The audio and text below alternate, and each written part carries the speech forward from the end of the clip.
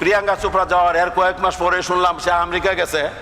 তার সে 10 বছরের কম বয়সের ছেলের সে বিয়া করছে আমেরিকা গিয়া। 12-13 বছর নিচে যদি সে নামতে পারে ছোটদের, তাহলে তো 30-35-40 বছরের উপরেও তো সে উঠতে পারতো। সাবেক রাষ্ট্রপতি মোহাম্মদ আব্দুল হামিদের বিরুদ্ধে কোনো গ্রেপ্তারি পরোয়ানা না থাকায় তাকে আটক করা হয়নি বলে জানিয়েছেন স্বরাষ্ট্র মন্ত্রণালয়ের উপদেষ্টা লেফটেন্যান্ট জেনারেল মোহাম্মদ জাহাঙ্গীর আলম চৌধুরী। সোমবার সকালে রাজধানীর যাত্রাবাড়ি থানা পরিদর্শনে গিয়ে সাংবাদিকদের প্রশ্নের জবাবে তিনি বলেন, যেহেতু তার বিরুদ্ধে কোনো ওয়ারেন্ট নেই, তাই গ্রেপ্তারের প্রশ্নই আসে না। তবে যদি কোনো অপরাধ প্রমাণিত হয় তাহলে তার বিরুদ্ধেও আইন অনুযায়ী ব্যবস্থা নেওয়া হবে। আমি আমার স্ত্রীকে বললাম যে এবার তো প্রিয়াঙ্কা চোপড়া আসবে। টেলিফোন করে মাননীয় প্রধানমন্ত্রী বলছে প্রিয়াঙ্কা চোপড়া বঙ্গভবনে আসার কি দরকার? প্রিয়াঙ্কা চোপড়ার আসা বঙ্গভবনে ক্যান্সেল, আসে নাই। যমুনা স্মার্ট রেফ্রিজারেটর, স্মার্ট লাইফে স্মার্ট রেফ্রিজারেটর।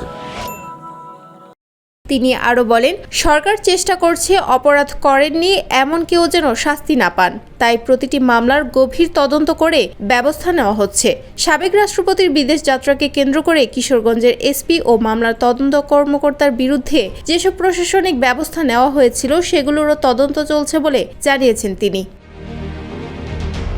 এর আগে চিকিৎসা শেষে রোববার দিবাগত রাত 1:30টায় থাই এয়ারওয়েজের TG339 ফ্লাইটে ব্যাংকক থেকে ঢাকায় ফেরেন আব্দুল হামিদ। রাত 1:45 তাকে হুইলচেয়ারে করে ইমিগ্রেশন কাউন্টারে নেওয়া হয়। সেখানে তাকে দীর্ঘক্ষণ অপেক্ষা করতে দেখা যায়। পরে রাত 2:45টার দিকে আনুষ্ঠানিকতা শেষে তিনি বিমানবন্দর ত্যাগ করেন। এই সময় তার পরনে ছিল শার্ট ও লুঙ্গি।